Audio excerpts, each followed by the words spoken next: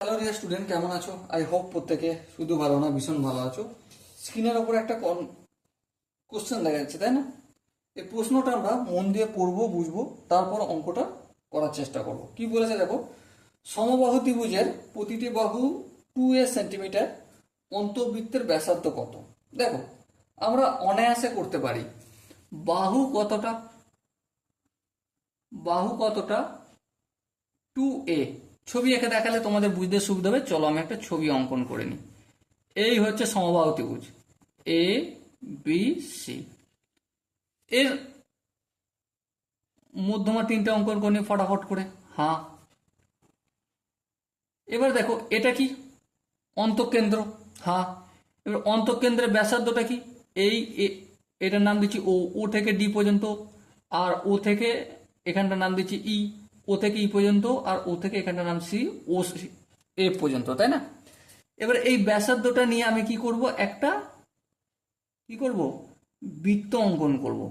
এবার আমাকে বলতে হবে ওডি, ওই আর ওএফ এর ভ্যালু কত।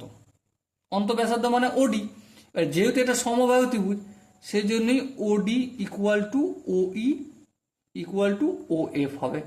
এবার কতটা হবে দেখো, বাহু কতটা বলে দিয়েছে, 2a। তাহলে এডি সমান কত? এডি সমান √3/2 ইন্টু বাহু, তাই তো নাকি? তাহলে বাহু কত? 2a। তাহলে এই দুই কেটে গেল, সো কি আনসার হলো? √3 ইন্টু এ। ওকে, এডি পেলাম। এবারে এই অংশটা কতটা এডির? ওডি ইকুয়াল টু এডি এর কতটা? 1/3 হ্যাঁ, এবারে এডির দৈর্ঘ্য কত?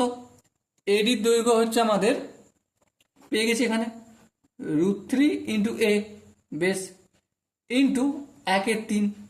তার মানে কি? √3a/3। অপশন কি এটা রয়েছে?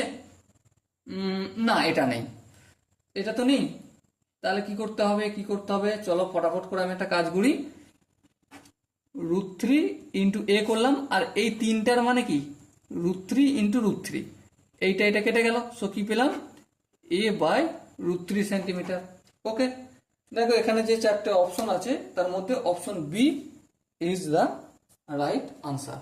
ওকে, so dear student, I hope তোমরা এই কোশ্চেনটার প্রতিটা স্টেপ বুঝতে পেরেছো। যদি কোনো স্টেপ বুঝতে অসুবিধা থাকে, ডাউট থাকে, কনফিউশন থাকে, তার জন্য কমেন্ট বক্স খোলা রইল।